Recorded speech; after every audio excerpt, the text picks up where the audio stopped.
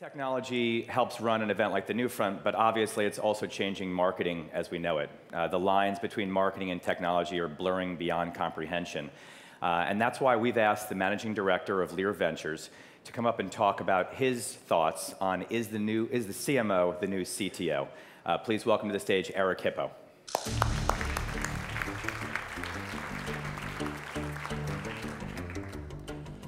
Good afternoon. This is how former Kodak CMO Jeffrey Hazler just recently summed up the state of the marketing market, as well as how brands should be moving faster. But this stuff, I'm not going to say shit, this stuff is so scary that being a CMO today is the most dangerous job in corporate America. According to Spencer Stuart, the average tenure of a top consumer-branded CMO is now about 23 months. Now, I know there's a lot of CMOs here who've been in their job for 6, 7, 10 years, but I'm just reading the facts here. And you know, if you think about it, CMOs get blamed for pretty much everything that goes wrong around them. It also implies, by the way, that CMOs are constantly looking for the next job, maybe not paying that much attention to the current job. So, here we go, sorry. So why is the CMO job so much at risk? Well, it really is very simple. We can still, to this day, it's notoriously difficult to prove ROI, return on investment. It's the old saying, I know that half of my advertising budget doesn't work, I just don't know which half. This has been going on for decades. Also, marketing departments have really very few resources. Most marketing departments have relatively small staff to the size of their organizations, and they depend on a wide variety of outsourced work, agencies and consultants and various specialists. If you're in marketing, you know full well that you're an armchair, that everyone is an armchair quarterback, that everything that you do gets second-guessed, and people are always questioning what it is that you're wanting. So no wonder that marketers feel like hamsters on an accelerating wheel. It's no mystery to anybody in this room that technology has really disrupted the marketing business, but it's accelerating at a furious pace. Marketing, or technology, sorry, has driven most of the desirable consumers to a real-time, social, mobile world. Consumers are really far ahead of marketers, and the gap is growing.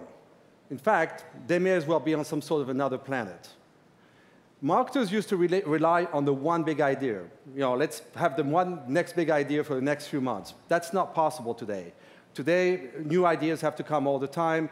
Touch points are constant. You're constantly thinking and working and changing what you're doing. But the digital disconnect is not only with the CMO. Most senior corporate executives don't really understand technology, and so the CMO is not supported by a group of colleagues who are into technology. But marketers bear enormous responsibility. Not only are they responsible to identify and nurture and be ahead of consumers, but now marketers are supposed to be buyers on large scale of technology. And I'm sure that most of you are aware of the famous Gartner study that by 2017, CMOs will buy more technology than CIOs. So if you think about this, that's a pretty scary thought. Most marketers that I know are really not prepared to become buyers of technology on any kind of scale. Popular culture is now web and digital culture. Everything has moved away from what we knew. Brands and companies are rising at furious paces. That's what I do. I fund new brands. Their web brands are rising, and technology is the solution to all of this. I think it's fair to say that consumers and marketers are really passing each other in the night.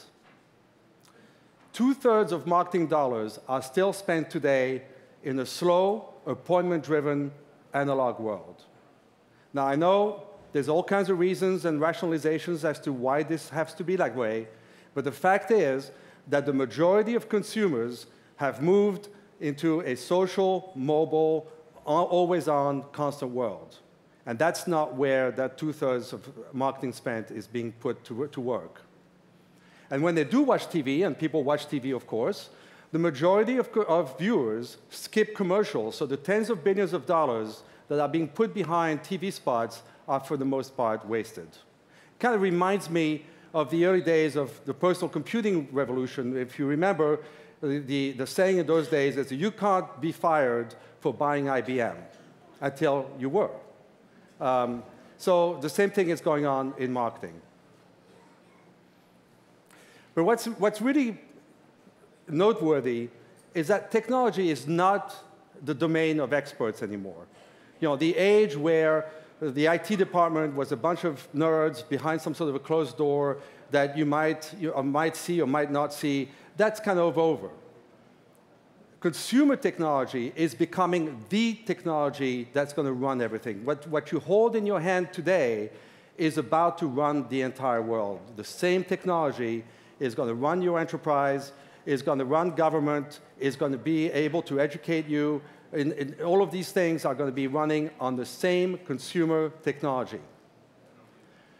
Consumer technology can be understood and mastered by everybody, not just IT departments. And IT departments, by the way, for the most part, are just not into consumer technology. Their job is really to build the infrastructure and the back office and the machines that allow consumer technology to function.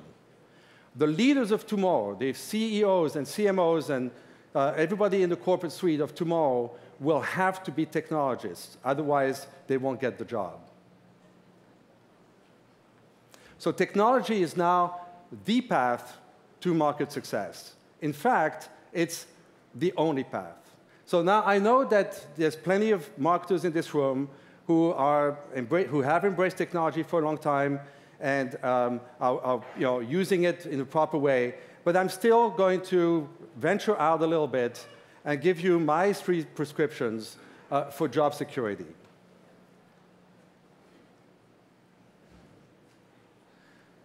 Number 1, you have to be in it.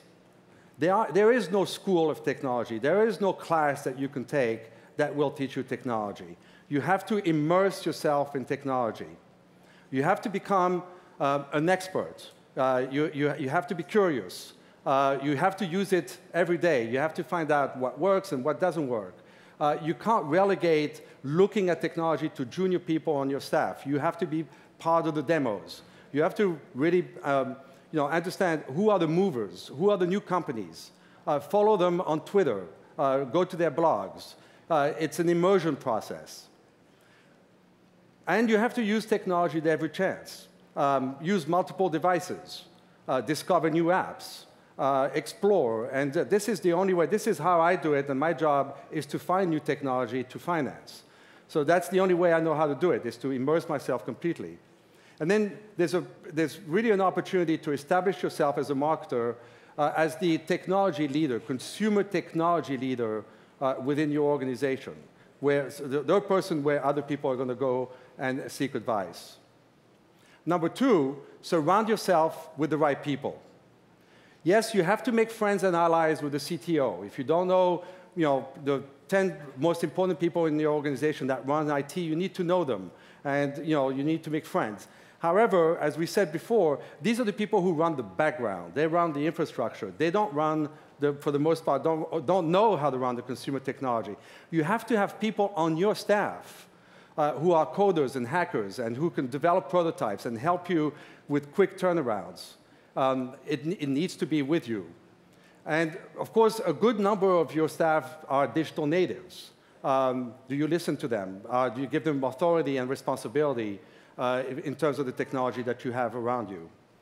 And if you are not with an agency that is leaning into technology and is innovative and proposing to push the envelope with you, find one. There's plenty of great agencies out there who are, in fact, digital pioneers themselves. And then in technology, the beauty of technology, amongst other things, is that everything is measurable. So you have to experiment and you have to track. You have to establish a test bed or test beds. Somebody maybe at the breakfast this morning was talking about the sheer number of startup companies that have something to offer you. Well, some of them will work well, some of them don't. If you can't find a way to test them, then you won't know. You'll just have an opinion. You need to be able to test that.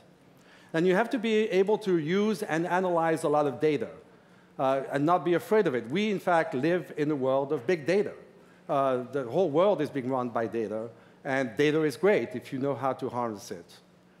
But the best thing about technology is now you're going to be able to build a return on invested marketing dollar model that is actually going to be effective and that will work. I'm not saying that it's 100% today, but over the next few years, there will be no question that every dollar that you put to work will have a return on investment, or you will stop putting it to work. So starting to build an ROI model that you can then explain to your fellow senior executives, and more importantly, every time they try to be an armchair quarterback, or any time that stuff happens and they want to cut the budget because that's the first discretionary money that is easy to cut. Remember, you need more resources. Then you'll be able to point to this model and say, this is working, so go cut somewhere else because my stuff is in fact effective. So I'm going to propose that in fact the CMO should have a new role, and that the CMO should be the new CTO, but the CTO being the consumer technology officer. Because if the CMO doesn't take that role on, who else in the organization is going to be in charge of consumer technology? That's not going to be the IT department. It's not going to be the head of sales. It's not going to be the manufacturing people. It's going to be the CMO, because everything that the CMO does is done through technology or will be done through technology. So in this new role, the CMO is not only comfortable with technology, but a leader in their organization with technology, has a smart tech team that works directly for him or her, not somebody buried in the IT department, and then can use technology to demonstrate effective return on investment. That's real nirvana. And maybe if one does that, there will also be job security. Thank you very much.